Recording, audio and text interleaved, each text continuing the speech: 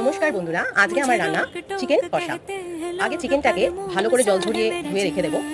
তারপরে তার উপরে পেঁয়াজ, আমি 100 গ্রাম মতো পেঁয়াজ দিয়েছি, কারণ 1 কেজি আমার চিকেন আছে। তারপরে স্বাদ মতো নুন, হলুদ, লঙ্কার গুঁড়ো, টমেটো এবং কাঁচা লঙ্কা দিয়ে দিয়েছি। আদা রসুনের পেস্ট করে রেখেছিলাম, সেই আদা রসুনের পেস্টও আমি তারপরে দিয়ে দেবো। তারপরে দেবো বেশ কিছুটা পরিমাণ সর্ষের তেল।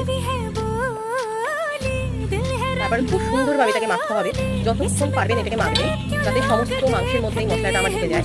অনেকক্ষণ মেখে সেটাকে 30 থেকে 45 মিনিট রেখে দিতে হবে।